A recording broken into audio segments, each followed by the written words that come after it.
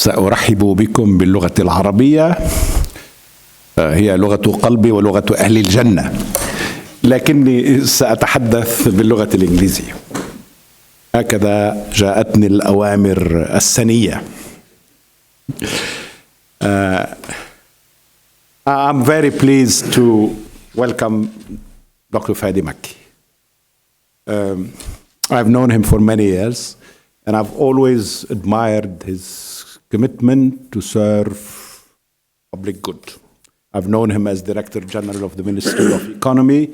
I've known him as an advisor to the Prime Minister, and I think we've become close friends since. We've been in touch since he moved to the various places in the Gulf where he's been working the last few years. And this project of his, Nudge Lebanon, has been at the heart of a conversation between the two of us, Ghassan, Moukheiber, and many others were part of that conversation. And we had hopes at one point, and I'm not giving up on that hope.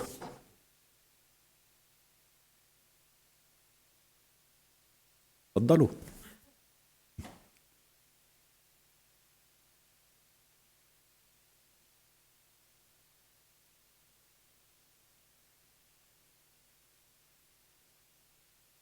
So we had hopes that this project will be somehow housed here at AUB. And I don't think we've given up on the idea of looking for the best modalities of associating Nudge Lebanon with AUB. هنشوف كيف بالمستقبل إن شاء الله. This institute that hosts this panel deals with public policy. And as you all know, public policy in Lebanon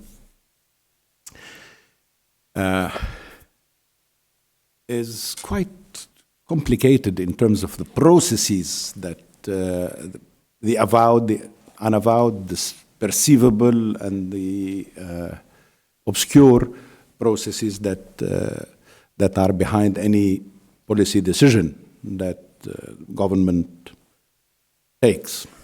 But I think there is a wide belief that much of the policy making happens in Parliament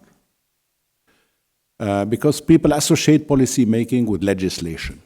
And that is true. The real policy discussions are the ones that happen when parliamentarians debate a draft law. I can bear witness to the fact that the Council of Ministers does not spend much time in policy making. And I remember a couple of instances where some of us sort of raised the simple question, what is our policy on this, that, or the other?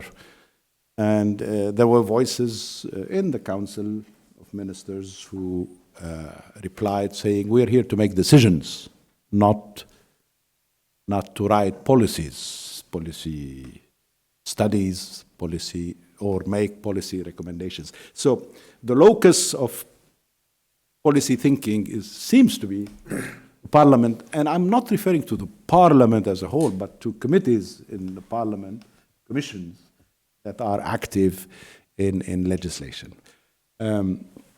Now, because of that, there are many people, including NGOs, actors in civil society, who think that the best way to develop a new policy is to try and work on a new law. It makes sense at times, makes less sense in other circumstances, because some of our laws are not bad. The problem is with compliance with those laws. And in a state based on the rule of law, in a system that is supposed to be democratic, before you change a law, you make sure people comply with it, and then you draw the lessons from compliance and non-compliance, then look into drafting a new law. So this project of Dr. Makki I believe, helps us in a way, in an indirect matter,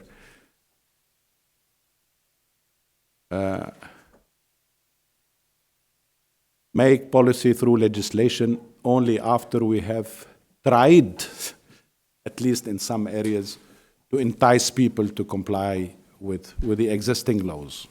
I mean, think of the traffic law in Lebanon. Everybody says, traffic law, مش منيحة, let's have another law. But before we think of having another law, have we even attempted to comply with the present traffic law? And I think with Nudge Lebanon, we might be able to work on those issues and give concrete examples on how best we could enhance compliance with the traffic law. That is my first point. My second point is, it is my hope that a project like this one, Ahla wa Sahla,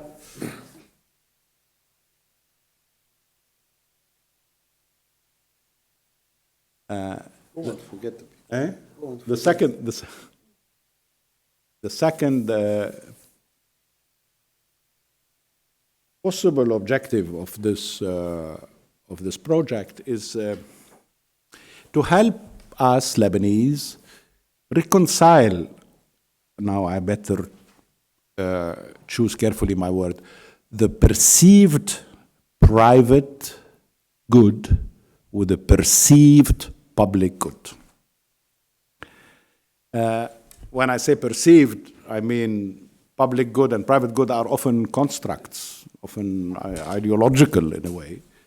And, but they need to be reconciled, and we need to be convinced, people need to be convinced that their actual, not just only their perceived, but their actual private good does not contradict public good. Quite the contrary. Public good is in their favor. Again, if you take traffic rules, if this is one example, I mean, traffic rule is obvious. It's not just the fear of repressive measures that should be the primary incentive for complying with the rule, but our own private good. That is almost identical to the public good in that particular case. So the gap is very narrow between the two. Now, my third and last point is again the hope that this project would sort of initiate us into transcending the dualist, Manichaeist distinction between our identity as citizens and our attitudes as consumers.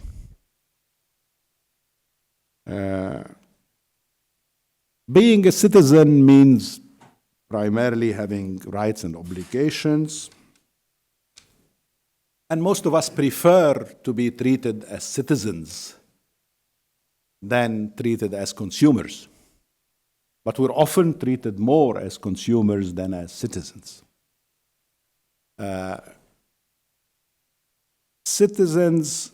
We are citizens in relation to the state, and consumers in relation to the market. Though many people affirm themselves as citizens, they have little trust in the state and have more trust in the market.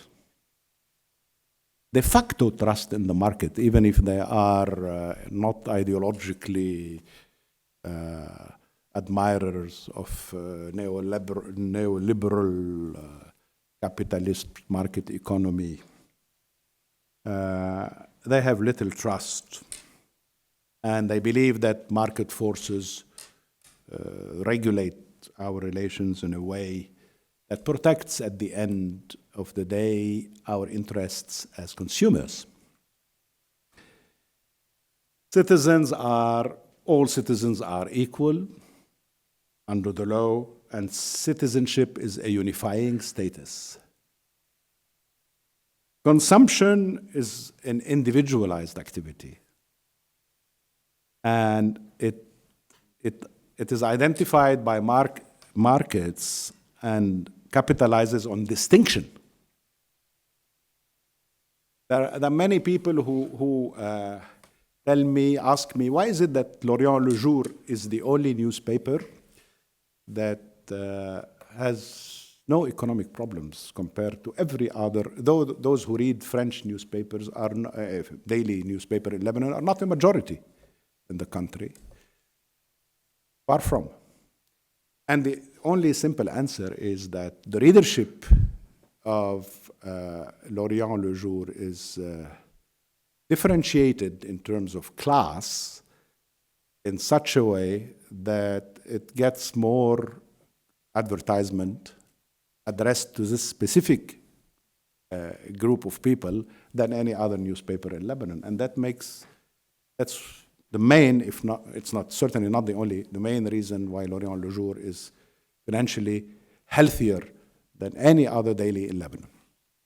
So the market capitalizes on distinction between us in terms of our age, our gender, our taste, our class, and in Lebanon, our religious community. The public as citizenry is homogeneous. The public as consumer is differentiated and hybrid. So consumer interests and citizens' rights are not always the same, but they need not be too far apart. And it's my sincere hope, Fadi, that Nudge Lebanon will bridge this gap between our rights and obligations as citizens and our interests as consumers. Thank you.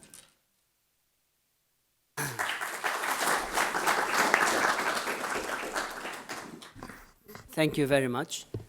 It's a great honor to be surrounded by two, quite honestly, great role models for me, each in his own way in public sector reform. Both of them have guided me, have been really a true source of inspiration, and I'm so glad to be surrounded by Dr. Mitri and MP Ghassan Moukheiber.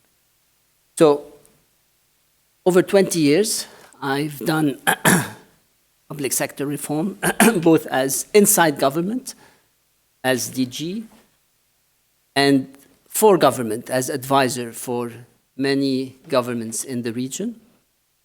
I've done strategies, I've restructured ministries, organization, helped in transformation, but nothing has been as exhilarating and as transformative as literally stumbling upon this field of behavioral science.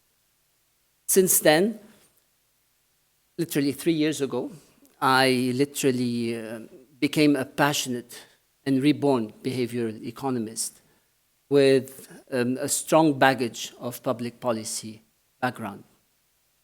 And I'm gonna share some of that experience with the hope to transmitting some of that passion to you.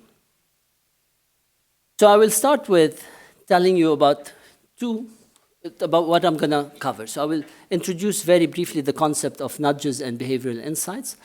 I'll share lessons learned from the rise of what we call nudge units and behavioral insights centers around the globe. And I'll discuss applications of nudging and behavioral insights into a variety of public policy settings. And last, I will introduce Nudge Lebanon and its action plan. So, if we're trying to influence people's behavior, we typically have two policy levers. So we tell someone, if you don't do this, you'll be punished. This is what we call some kind of a command and control and enforcement approach. And the other one is, if you do this, I will reward you.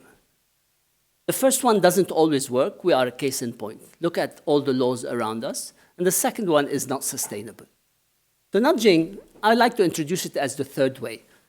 Without kind of, and I stress this is not an alternative, this is a complementary policy tool. So technically, and I'm using the definition of Cass Sunstein and Richard Thaler, nudging is any aspect of choice architecture that alters people's behavior and steers them in the right direction without forbidding any options and without significantly changing the economic incentives.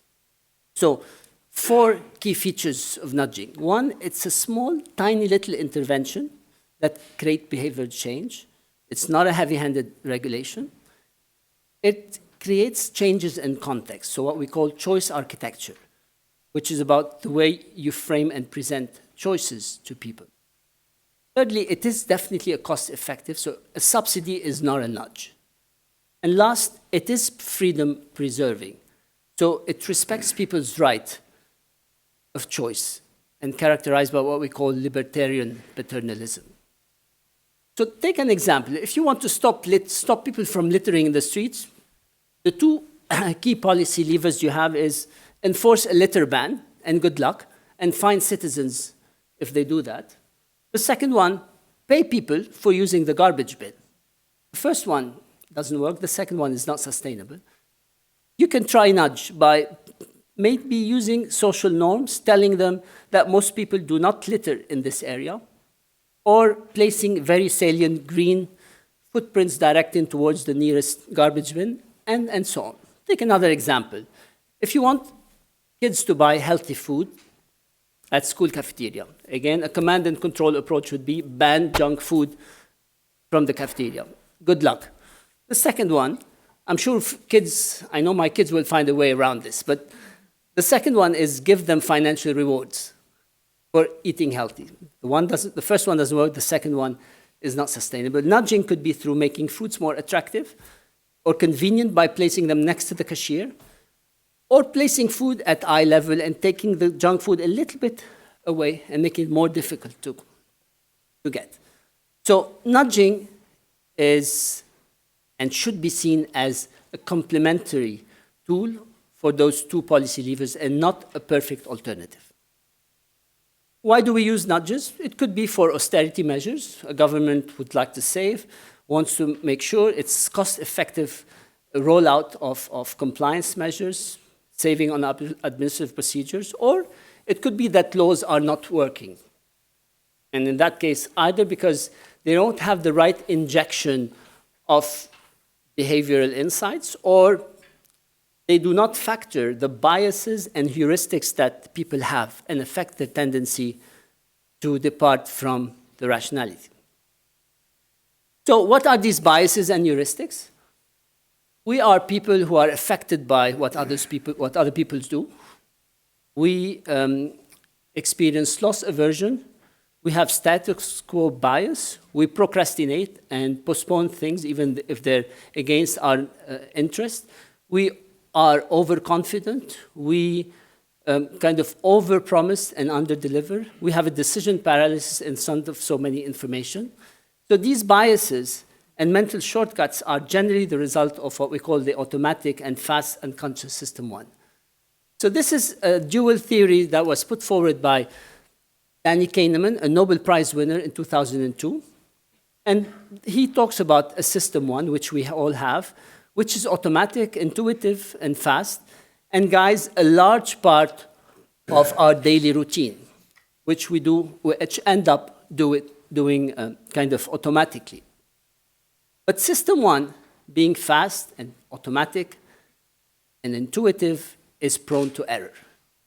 We have a system 2, but contrary to system 1, it is conscious, it is effortful, and takes care of most of the complex decisions, but it's a lazy controller.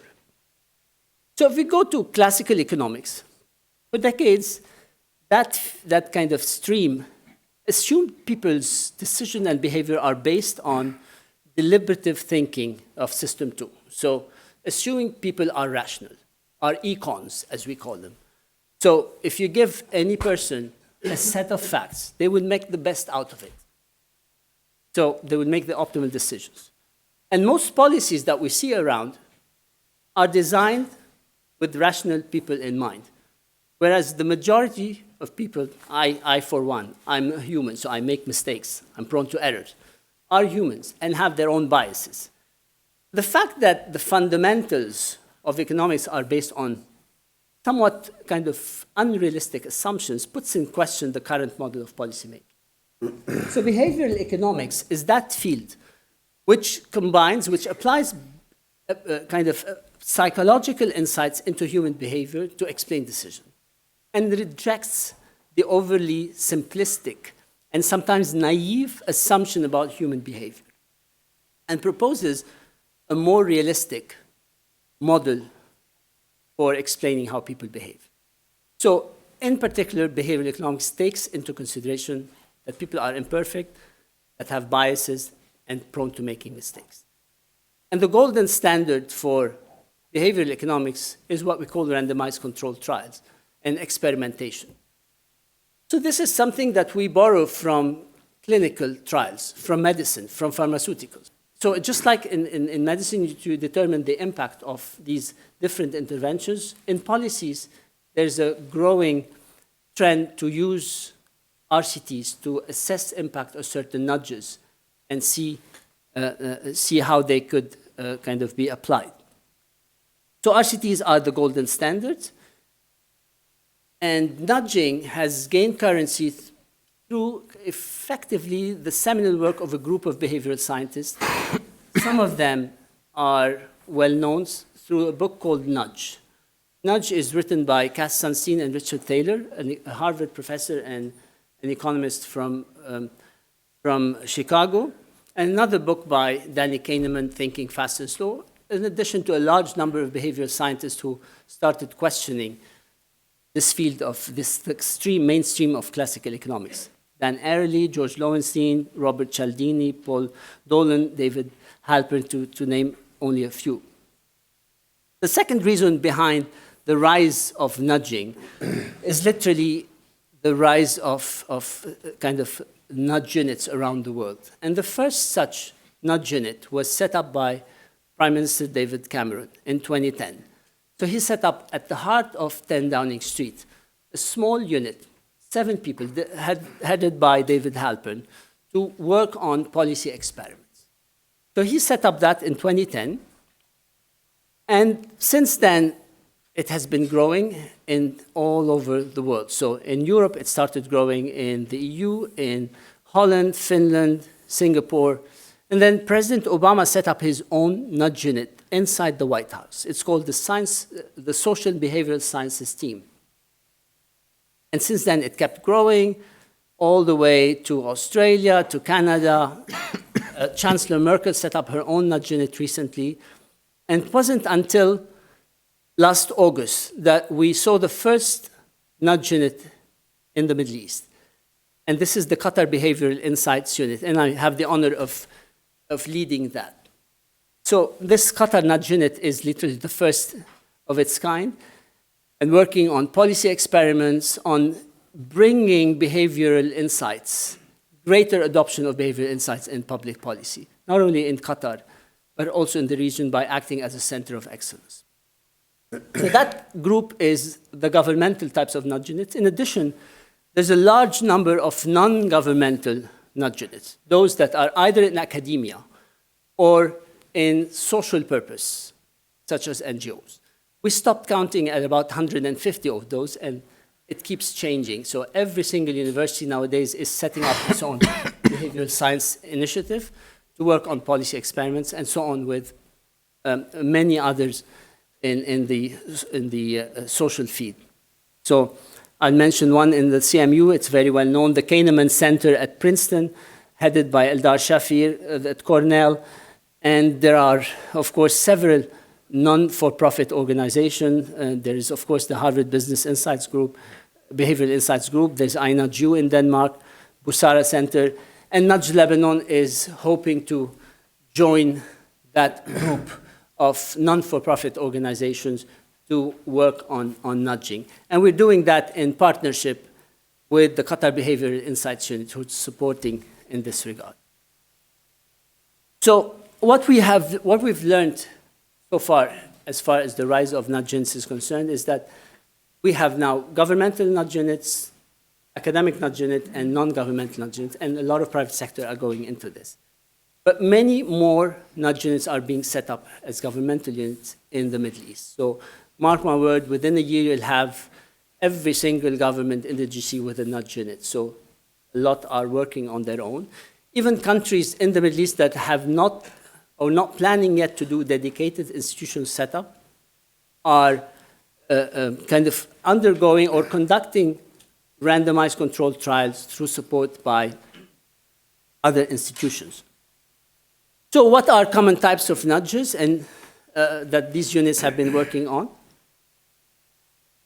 We have developed an acronym for convenience called SHAPE differences, which we came up with, which is some kind of a checklist for the various types of nudges, which, when used in the right context, in a timely way, could produce the right impact that we hope to achieve. So salience is an important nudge. If you give a tip sheet and visual cues that could counter lack of self-control, it could help, for instance, reduce energy consumption. Default is a very important option, again, to counter status quo and inertia bias. It's often used, default options, to getting people to opt out as opposed to opt in, because we are lazy and we might postpone things that are in our interest. It's often used in getting people to enroll in pension schemes. Reminders, if they're personalized, are timely, could produce an amazing impact. Increasing vaccination rate, including cancer screening. Norms, social norms are an important nudge, especially, again, when we are social animals that like to conform to a group. So telling a group that they are outside of it or inside of it could have an impact of how people would like to belong. So telling someone about the energy consumption in relationship to their neighbors has been proven to have an impact on their pattern, on their consumption pattern. And at the end, a very favorite nudge of mine, which is simplification, which literally talks about simplifying procedures and processes to counter people's kind of decision paralysis in front of burdensome information. And it's been used in so many various kind of setups in achieving financial aid, enrollment, in completing kind of access to certain programs. So nudging can literally help in so many different policy areas. I'll give you an example in getting people to move more. So physical mobility is a policy challenge in many of the countries because of the new lifestyle that we have. So you can use small, tiny nudges to make movement fun. So by making stairs more attractive. This is one example, a very nice one, which literally shows you a railway station in Melbourne, Australia, where what they did, the nudge was simply an artwork that would make it more attractive. And that in itself increased use during rush hours by about 25% and off rush hours by more than 140%. This has been tested in so many different settings, so many different countries. So South Korea, Spain, calorie intake, Japan, Germany, making it fun like track. We are doing one just now in Qatar. Nudging has been also used to get people to pay their taxes on time. So in public finance management, a famous, a much quoted case is in the Behavioural Insights team, one of the first nudge units, in the world, basically helped the tax authority in the UK to bring forward faster payment of taxes. And literally, in one experiment, all they did is change a simple one sentence in the letter that goes typically to a control group, to the taxpayers, late taxpayers. All they said is 9 out of 10 of people around you pay their taxes on time. That in itself got more than 23% kind of faster payment as compared to the control group. A tiny little nudge using the social norm. Nudging can also increase savings because we know that we all like to save, but we never follow through on our commitment. We'll do it tomorrow. We all promise that. So in one very nice experiment done by Dan Ariely and his colleagues at Duke University, they worked on an experiment to try to increase saving rates within a group of informal workers. And they used more than 11 types of nudges. I'm not going to talk about all of them, but what's interesting, this is another reminder that we're not rational. We don't necessarily choose the best nudge. So they did that nudge on several treatments. Some of them got a reminder, other ones get a personalized reminder, as if it's coming from their children. And so many other nudges, such as a pre and post matching by the bank, which should have been the most probably intuitively kind of lucrative. But what worked, all of them outperformed the control, but what worked successfully was a tiny little token, a coin that was given on which it was basically showing the 24 weeks of the period of the trial, on which people could scratch the week they saved. So that more than tripled the saving rate per person. A simple nudge, a token that was given to that particular intervention group and worked more than the others. We were inspired by that at the Qatar Behavioural Insights Unit, and we did something similar. So we had the Workers' Welfare Forum. It is some kind of a forum to get workers to voice in complaints about workers' standards welfare. So basically, we noticed that this is not being used. So there are, of course, a lot of behavioral bottlenecks around this, but we addressed one of them, in particular that representatives acting on behalf of these workers are not bringing as many complaints in the monthly forum. So we did an RCT, a micro experiment, and we handed over a simple token, which is a book, which had the types of complaints that they could bring, and next to them a space where they could write next to each page the type of complaint that was brought by workers. And we tested it. So among those who got that treatment, that token, there were 31% more complaints. And of course, it had more impact on the quality of complaints. So there were, instead of only food and accommodation, nowadays we have even types, work conditions, which was a taboo until very recently. So a simple token in that case helped nudge a representative to bring in more complaints into the forum. We also did at the Qatar Behavioural Insights Unit another nudge, which basically created environmentally conscious behavior that can last a lifetime. So this is a very fun experiment, and it's a very simple one. So we wanted to try to reduce the use of paper when people dry their hands in toilets, in restrooms. So all we did is put a very salient tip sheet in a timely way in front of the mirror where they kind of finish washing up their hands. And we wrote on it, did you know you can dry your hands with only one paper? And it has 2 tips. All you have to do is shake your hands very well. And the second one, you have to fold the paper. That in itself brought down use of paper by 50%, greater or lesser extent between female and male restrooms. A tiny little sheet. That in itself on one floor is equivalent to around 700 packs of paper in 1 year. And hopefully that will become part of the legacy for contributing, even if modestly, to a carbon-neutral World Cup. In traffic, of course, there are so many illustrations of successful innovative nudges. Just give you one where a 3D visual kind of bump helped reduce speed by more than 38%. Imagine what this can do to, in some cases, if we apply it. So in addition to the health, tax, inclusion, labor, and environment, nudging literally can be used in every single policy area.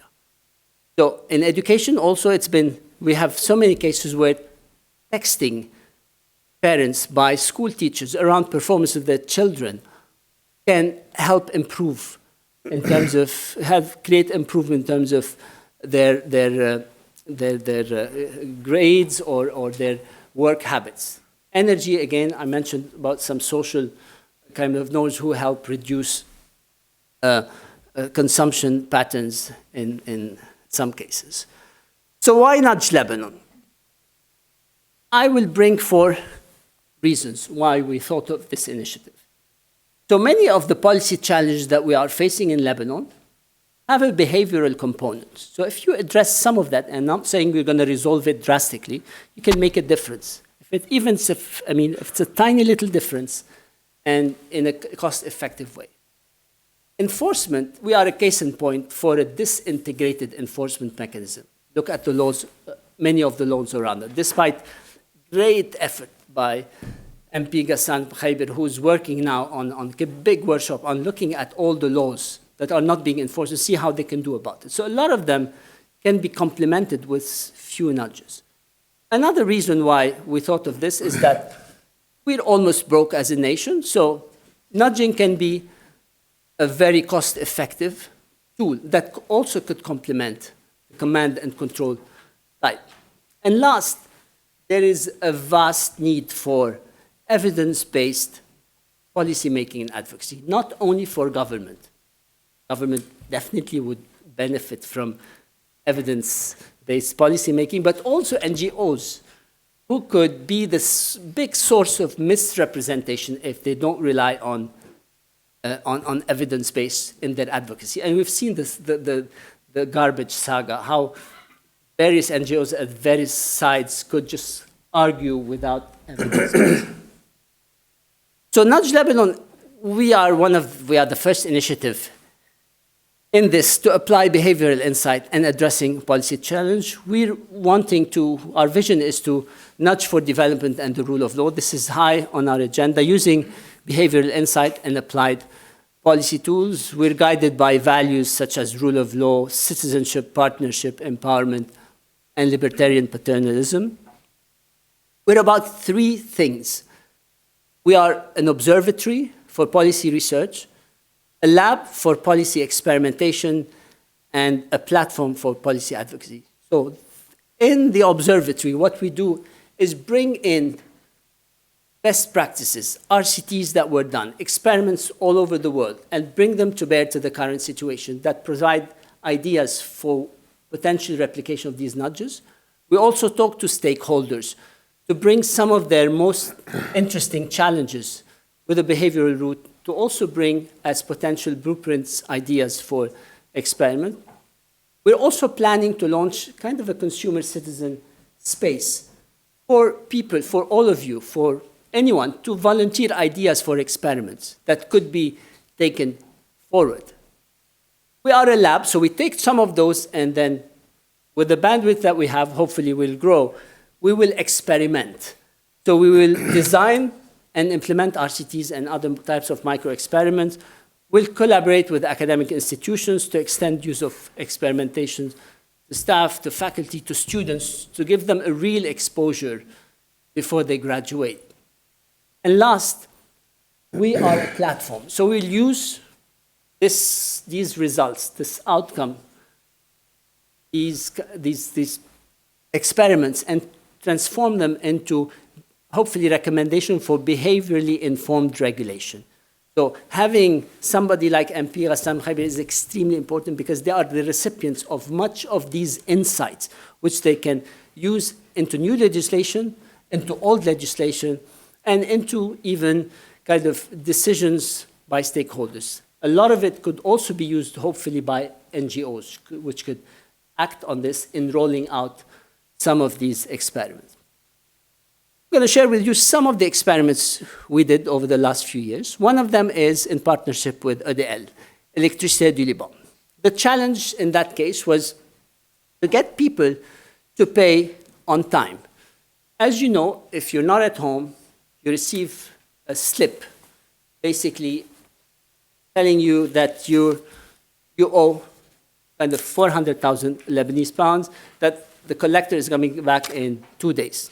Okay? And it says in kind of tiny little note, if you're not going to be there, then probably you're going to be kind of sent into arrears and maybe pay a penalty.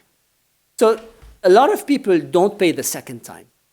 And even though the law says the collector should only go once, the next time after 2 days, many people see that the collectors would come twice, 3 times, 4 times, 5 times, 6 times, because the collector cannot go back to EDL before he's collected about 80% of his round. The rest would go as mutaakhirat and arrears and would be sent to court and fines. So the challenge was to make sure that people pay at the second visit.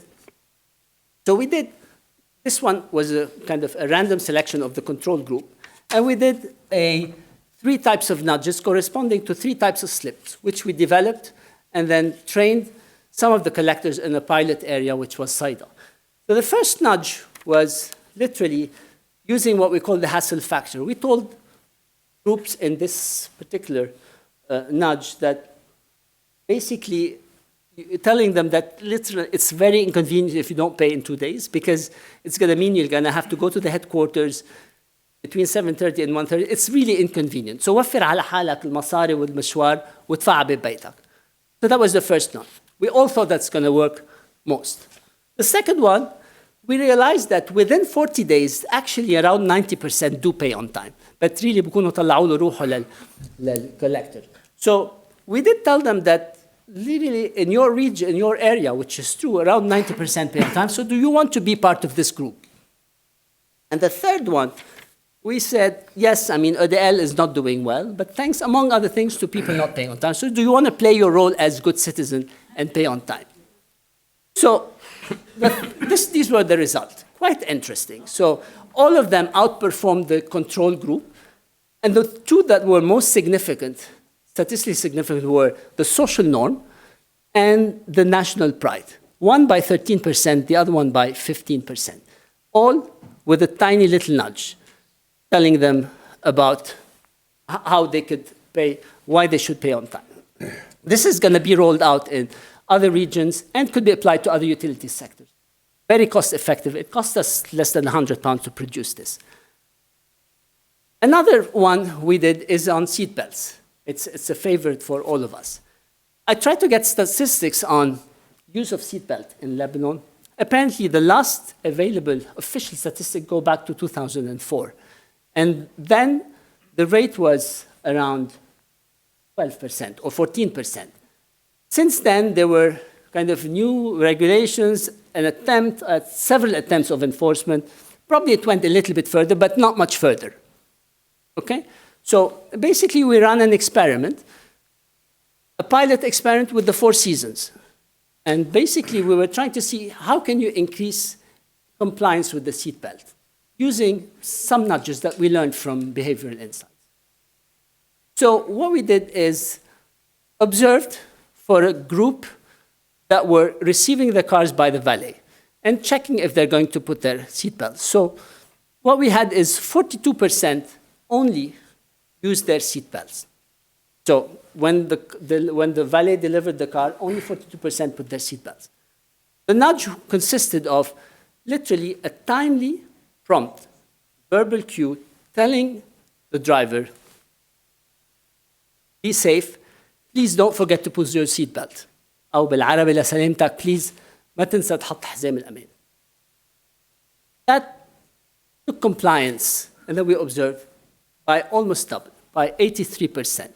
A tiny, simple, and timely prompt to get people to put their seatbelts. And now this is going to be rolled out, hopefully with support from other NGOs working in the field, because we're not going to be there. We provided the evidence for that, and that could be rolled out to other hotels, simple training to people, and could be taken also to valets in restaurants, and there are so many of those. Imagine the impact of such a thing. So a beautiful complementarity between enforcement and a tiny little nudge that is cost-effective. We're also going to focus on a variety of traffic-related ones. We did one that we're going to complete now, hopefully with the help of municipality of Beirut, to help drivers to stop at the right sign, not in front of the sign, because it's no longer in the sight of the traffic light.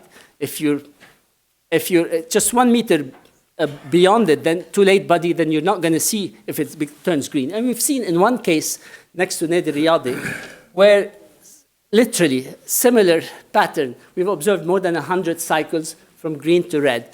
And we've seen that a lot of cars would simply not stop. And by not stopping at the right place, they would keep the cars behind from going. So often, we observed that in a particular place, it was only 12 seconds, so from green to red. Sometimes, because someone is standing beyond the line, by the time it turns green, and then somebody horns, and then it says, what's wrong, and then so on, basically he's the only one passing, and that on the red light. So -1, it's not like 1 or 2 pass. And at the free flow, you can go to almost 6. So the nudge is going to be a tiny little things, maybe just bring attention, something salient, maybe telling them about social norm, but it's all about experiment. We don't know which one will work, but we're a lab, so we're going to experiment with several of those nudges. Also going to do on U-turns. We did a lot of experiments on U-turns. Of course, there are so many places where you see no U-turns. And of course, we would do an observation on what happens. Literally, sometimes one violation of a particular spot in a U-turn, and it could reduce the free flow by more than 20%. So a simple nudge could maybe use social norm, or telling them literally you can pass with 2 others, or let 16 others pass. I don't know. It might not work, but if I can improve kind of compliance with this with a cost-effective way, it's worth trying it. We're also going to try other cases, and we've seen so many examples of kind of painting from the optical bars next to curves to give the illusions of speeding up, so getting people to reduce speed, and that was tried in various places. We can also do it in a kind of creative way. It was done by planting trees also closer and closer to one another as you turn, in a way to give a physical illusion that you are speeding up. So again, tiny little things, it's a win-win for the environment, but also in a cost-effective way. So we're trying to test some of those with municipalities, and then we'll see. We'll tell you more about this. There's a lot of potential application to bring forward arrears, municipal arrears, household. You might not like me for doing this, but I mean, it's something we can do. There's so much that could be done to get people to pay tax on time in a nice and easy and simplified way. But we're going to roll out the ADL across Lebanon to other utility sectors. We're going to try also bringing the social norm to get people to save more by telling them what the neighbors like, I mean, very, very similar in size do.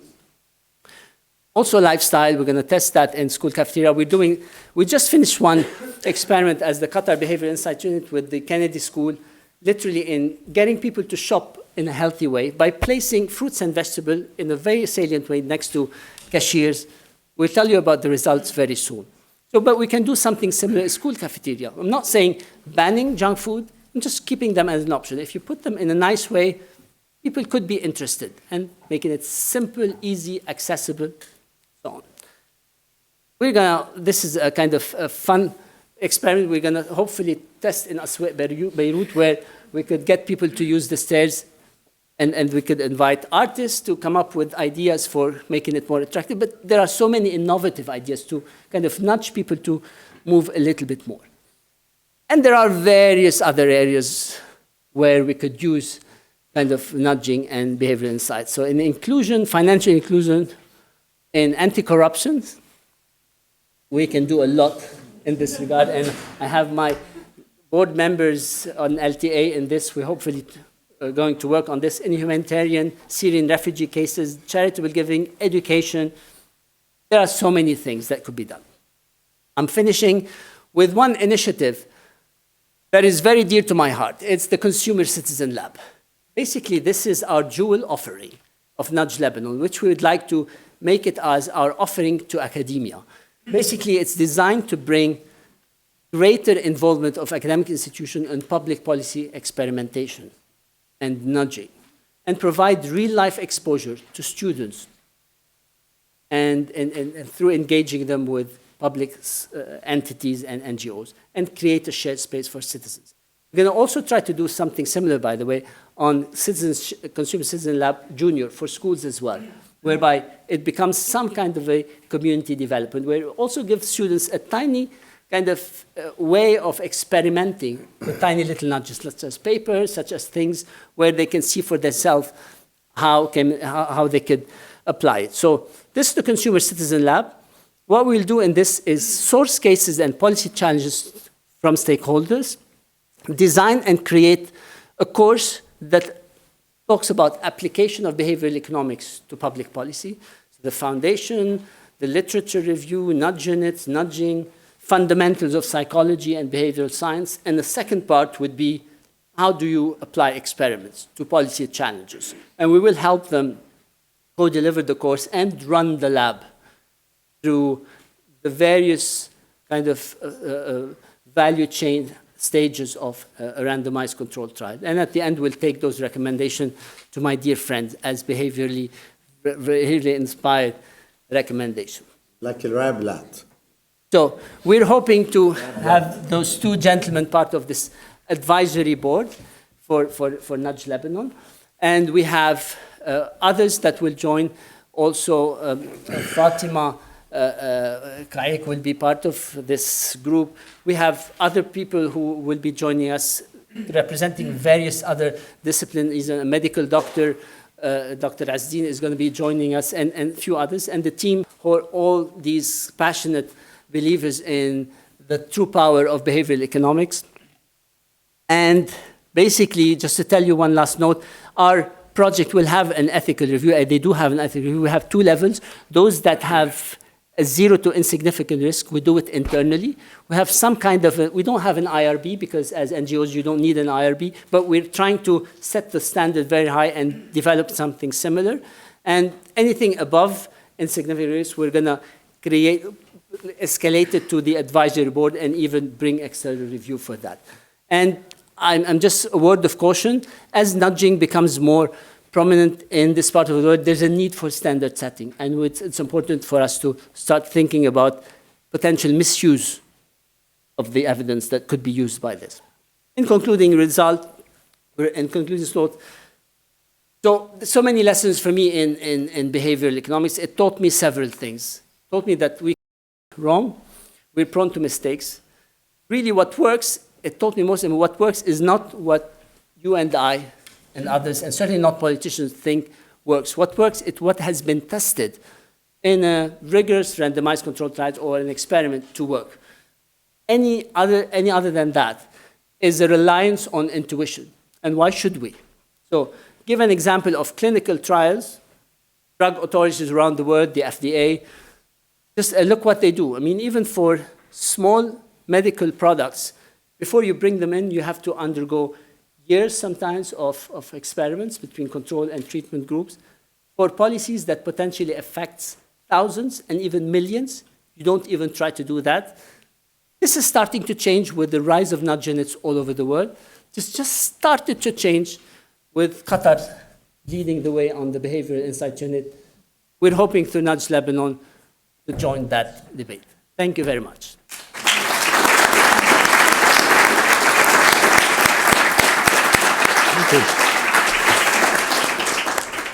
Thank you, Fadi. I see a lot of enthusiasm. So we'll have a reception at the end, and that will give Fadi the opportunity to recruit some of you for Nudge Lebanon. Now, Ghassan, Faddal. Yes, thank you very much. Look, Tarek and Fadi, thank you for inviting me on this panel. It is my pleasure. And I think that what you've presented is fascinating. I invite all of you to read more about it, as I tried to do, in order to prepare myself. But I had not prepared myself to this fascinating presentation. Why didn't you show it before? I'm very happy to be part of that. I sincerely pledge to you and to the others that it's an experiment worth making, particularly taking it to the real world out there of politicians and the Lebanese people. Now, let me tell you that in terms of behavioral informed legislation, which is a strange word to bring to my colleagues in parliament or in the government, let's start with the first strange word and translate nudge in Arabic. It is going to be a nightmare for Nudge Lebanon. But anyways, beyond the semantics and beyond the words, I think what I consider extremely valid from my perspective and from yours, I think, for many of you, is just bridging the gap between rule setting and enforcement. I think this gap is huge in Lebanon. Some rules are unwritten, are extremely strong and abided by the people, and others that take months, probably years, to be developed and voted by the government and parliament, and they simply don't work. In Parliament, we have set up not a nudge unit, But because it has become such a invasive thing that laws don't get enforced, that Parliament decided to establish an ad hoc committee on law enforcement and asking questions, why do we have so many laws that are not enforced? And I think that's a very important question. And I'll take an example, and I would like to test some of the ideas as we should in a university setting or also lab setting. Let me test you all, and I'll test you with some thoughts about nudging and behaviorally modified legislation or enforcement. We all know that smoking is banned in public places, right? Who hates going into a restaurant where everybody is smoking shisha and the others? Yeah, many of you, yeah. How many don't mind? Only one doesn't mind. Yeah, I think you have the shisha in the car. Yes, there are so many, and yet we cannot find a restaurant when there's no shisha and there's no smoke. It's one of those extremely annoying laws that were passed. It took us years. We've consulted, we discussed WHO, everyone was there. So why wouldn't this law apply, and how can nudge help? So I'll put you to the test of this, because sometimes I think that nudge is almost a common sense thing, because it's been several months that my wife was working on a nudge. She's part of this tobacco-free initiative. Mm-hmm. And they were trying to design a list of complying restaurants as a positive nudge to restaurants, and put them on the list and make that list available to people so they can use it. Is that a nudge? I think so. Can there be many more? Let me tell you that beyond this, I think that we have a series of many other problems in terms of laws and their enforcement. And I would probably urge Nudge Lebanon to go slightly beyond the simple issue of how you can make things better. And it seems to me that, and that's my first comment, it might be the difference that I would make between effective and efficient. It seems to me that nudging helps enforcement be more efficient rather than effective. Well, in Lebanon, we lack both. We lack effectiveness as much as we lack efficiency. And I think that along these lines, I wonder if in the theory of nudge, you have the so-called traditional ways that are not wiped out. They still exist, but they are reinforced by other factors.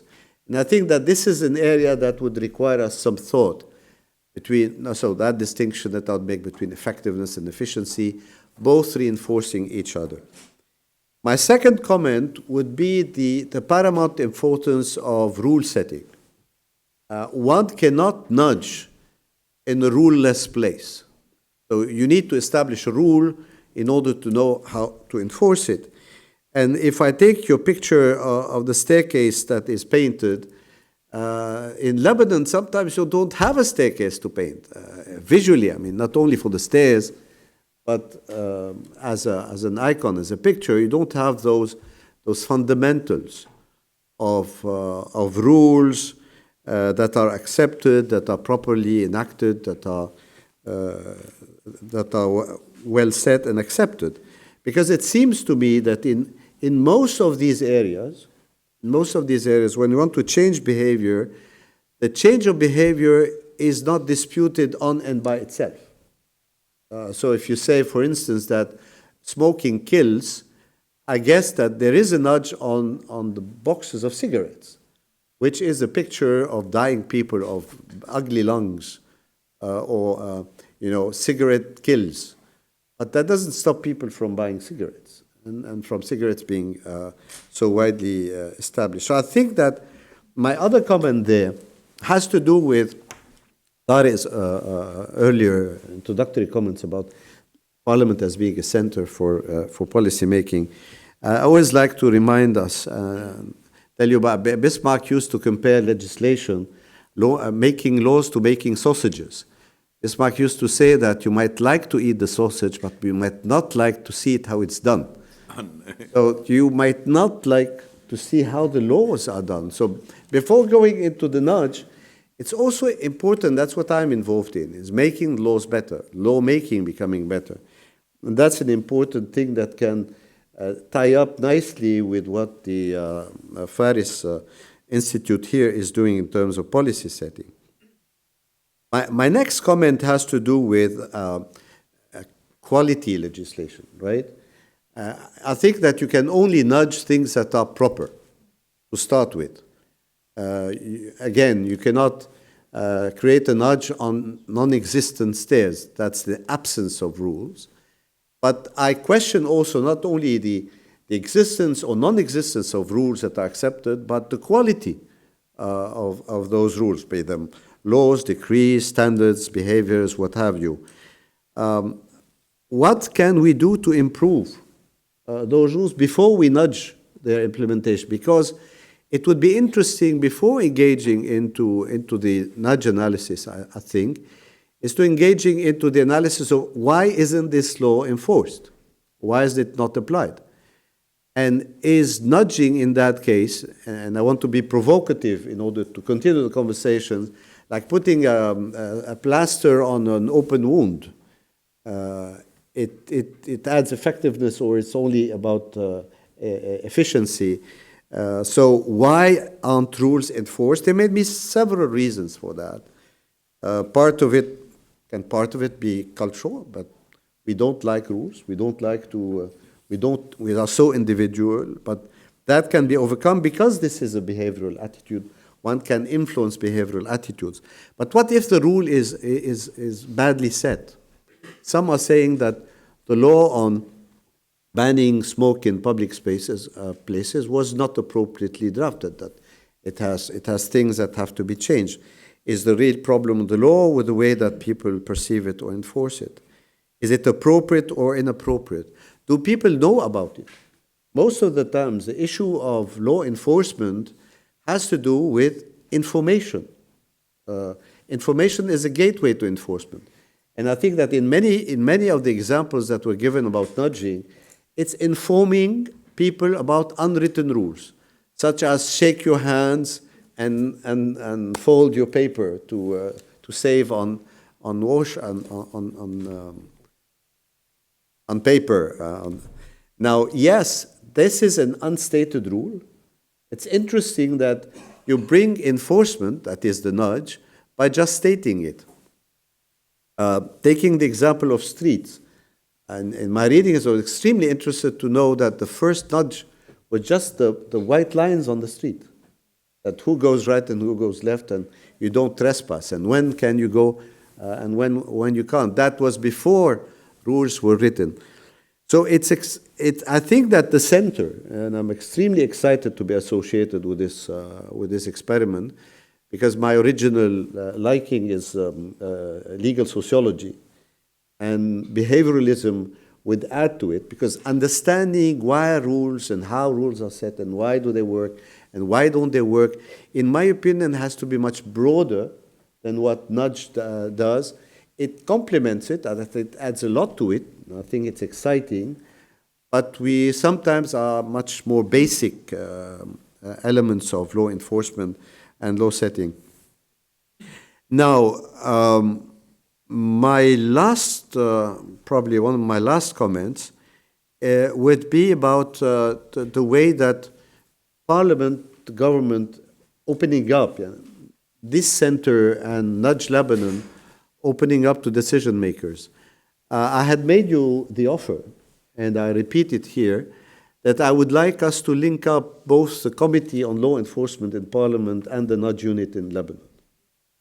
Because it will link, that will be a reality check. You're right, you sometimes need lab rats. I'm willing to be one of them. Many of us in Parliament would. We'll put a different title to Rabla.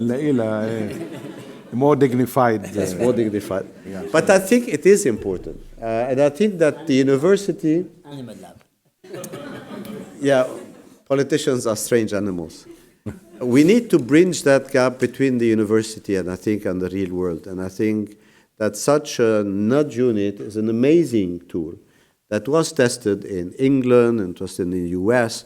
You're testing it in Qatar. I'm extremely happy that you're bringing it to Lebanon. It's going to be fascinating to see how those two worlds will collide or collaborate. I hope they will collaborate.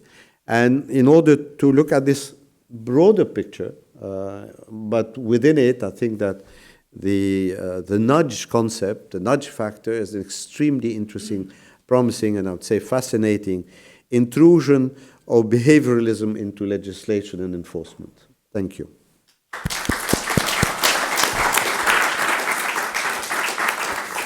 Thank you very much, Ghassan. I think you've uploaded enough, so I don't take words of praise. I only take questions or comments. تفضل. لا بياخدوا له في ميكرو بلدر. يلا بيان.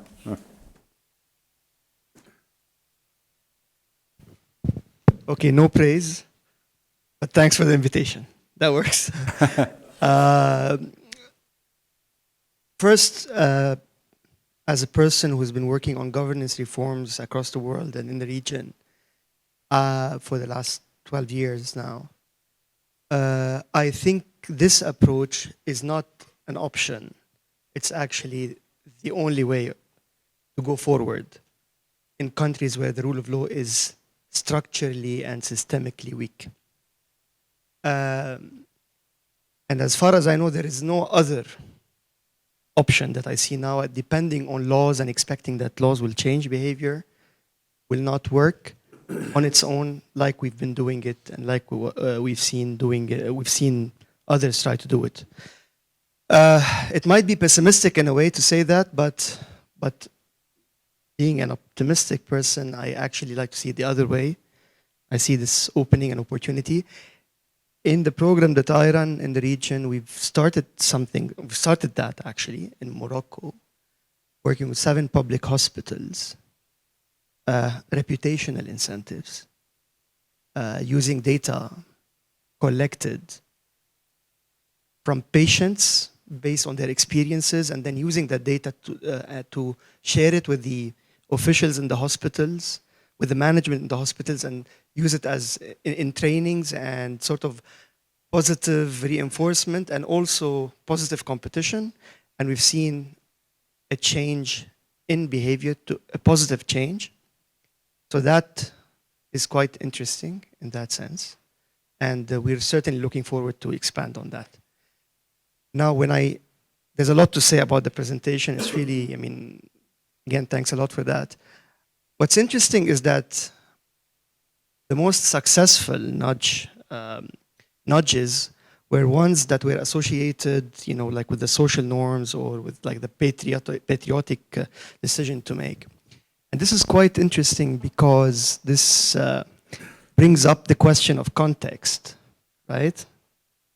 So I really applaud your courage to come to Lebanon to try that. And that's where your patriotic side has come up.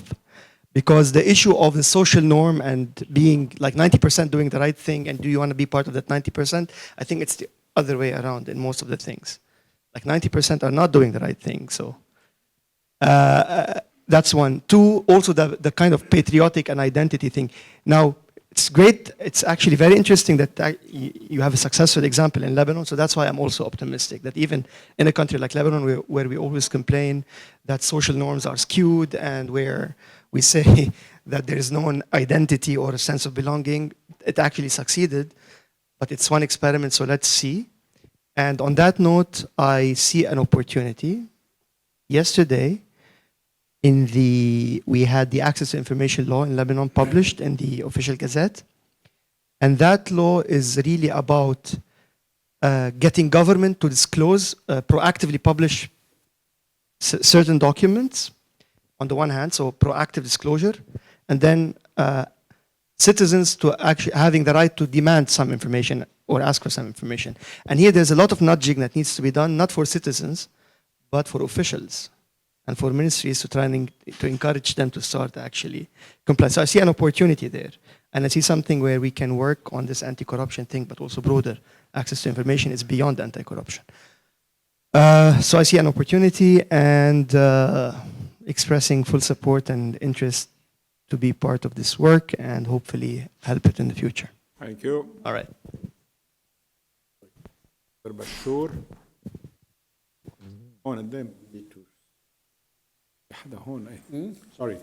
I'll come back to you. Yes. Hi, thank you very much. I'm going to break the rule of no praise because I was very excited to read this because as you a few years ago when I started reading behavioral economics, I got extremely excited and I wondered, why doesn't this happen in Lebanon? And thankfully it's finally happening. So thank you. So my question, it's more of a suggestion than a question. So there are two aspects that, there are two things that you have to identify, right? In order to make the appropriate intervention. The first is the behavior that you want to change, and the second is, the little intervention that you want to do, and then see if that's successful.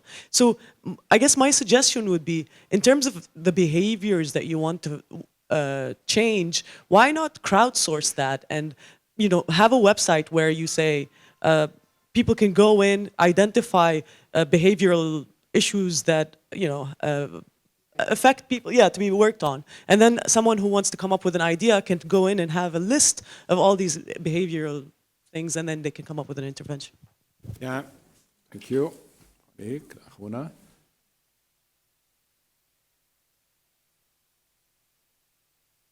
First of all, it's great to see Dr. Fadi heading back in his wealth of knowledge to Lebanon, which is amazing.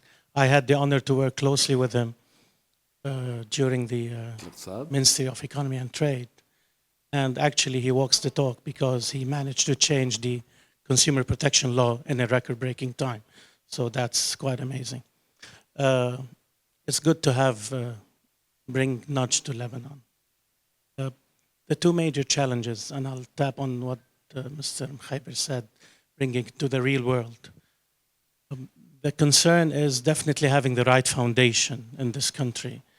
And the two top-of-mind challenges is, one, having the proper infrastructure, and two, most importantly, is the compliance of the enforcer and not the consumer or the user, if I may say.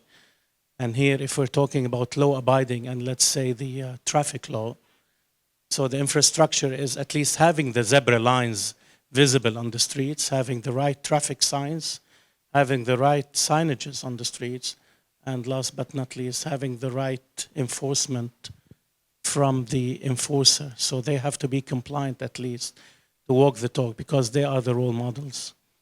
And that's is the main challenge. I'll just tap quickly on the tobacco law. I think the major mistake was, first, the lack of education and communication with the public.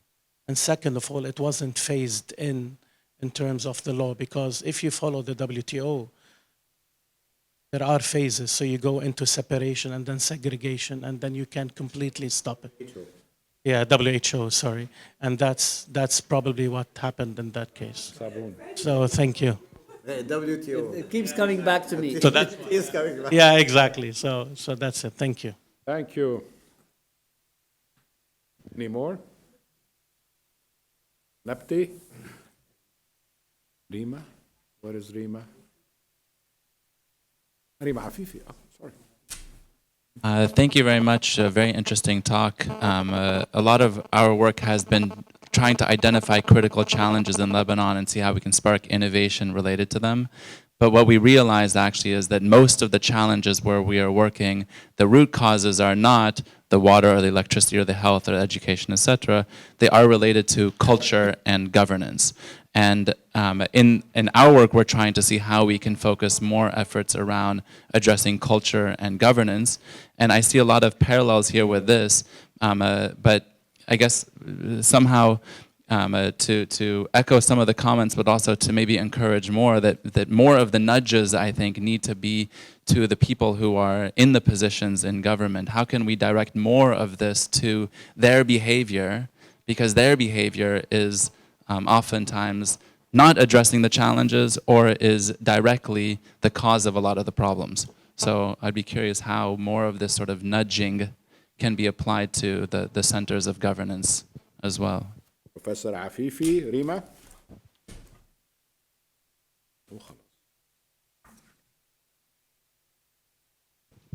Thank you. Thank you, Fadi, and thank you for having this panel. I think that the concept of nudge is extremely exciting because of what it's bringing all over the world in terms of changes.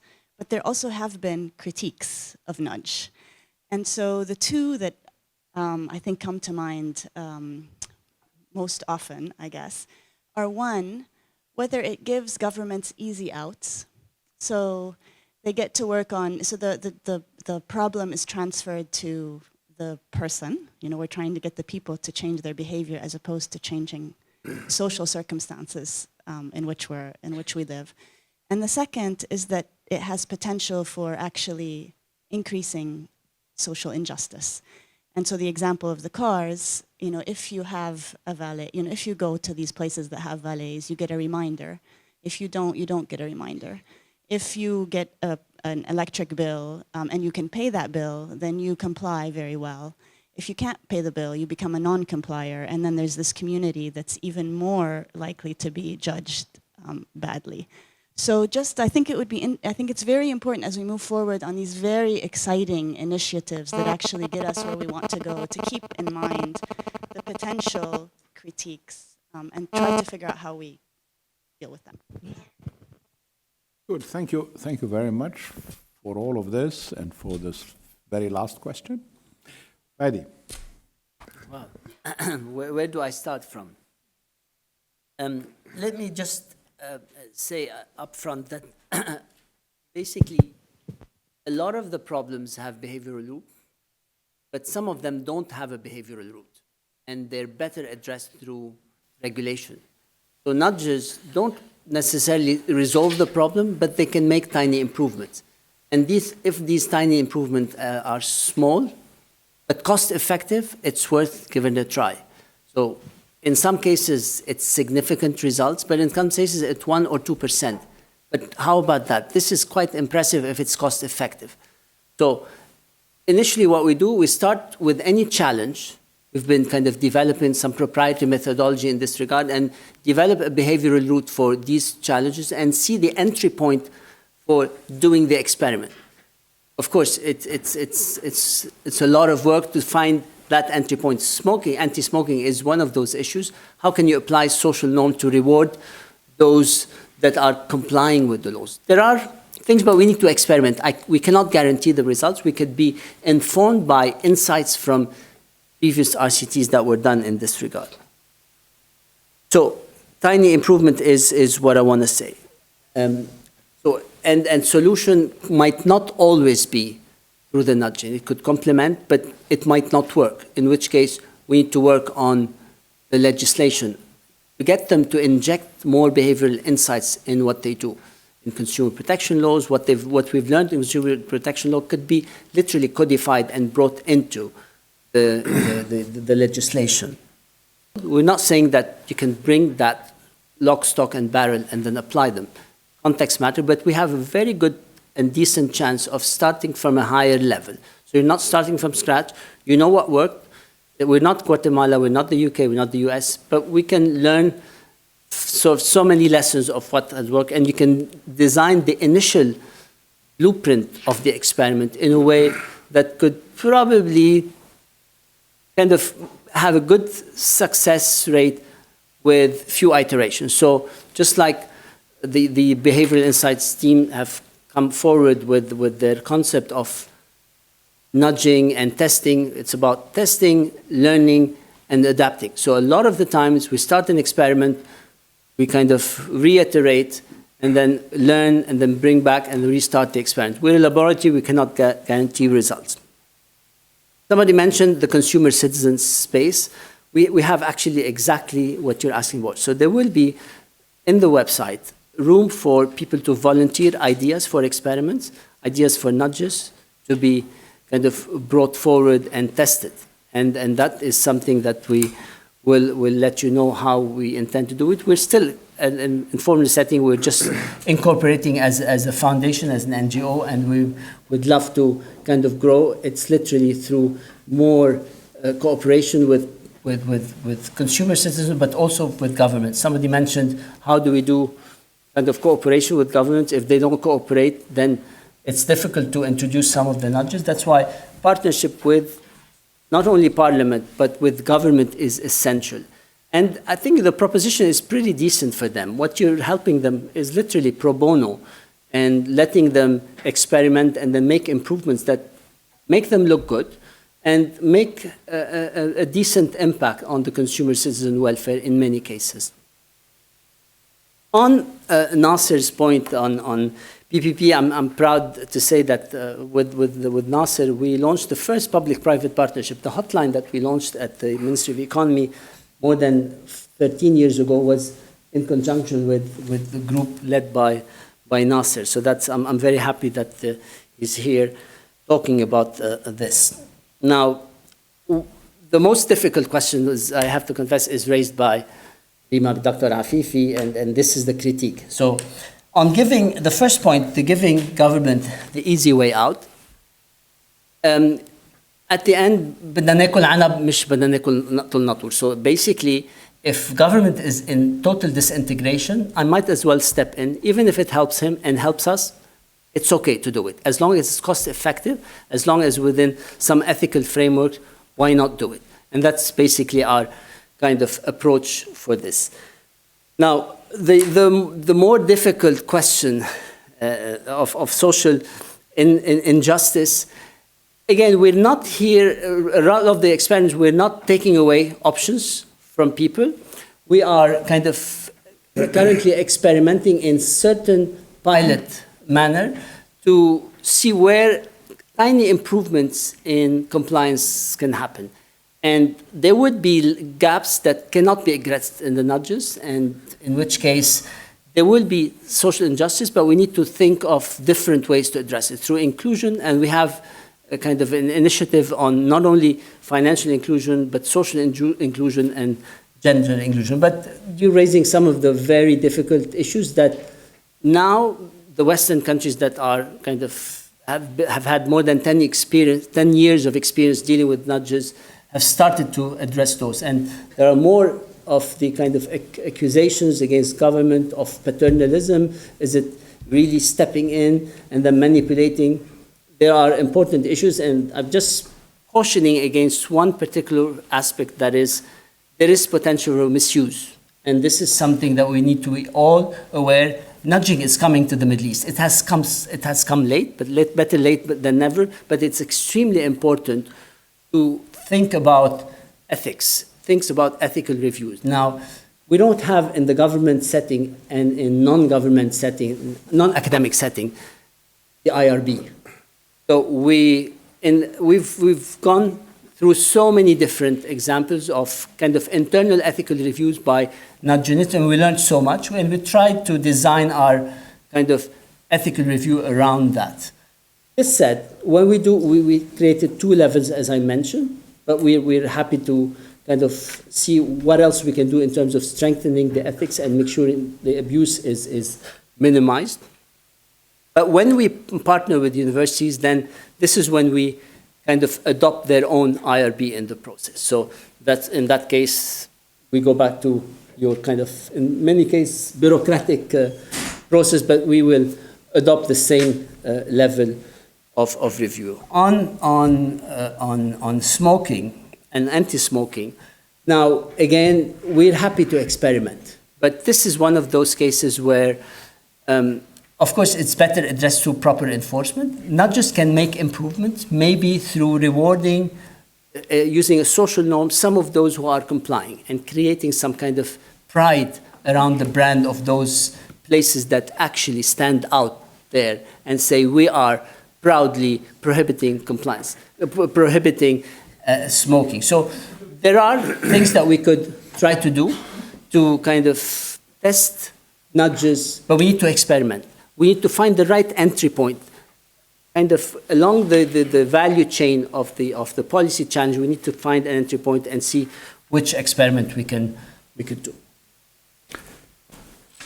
Thank you so much. Thank you all for being here. We'll have a reception in the adjacent room, and you will have ample time to to ask Fadi more questions, and Fadi will have more time to see how best he can use all the competence and talent that is in this room. Assalamu alaikum. Thank you very much. We have mugs that we've kind of brought for the occasion, Nudge Lebanon, so feel free to have your own.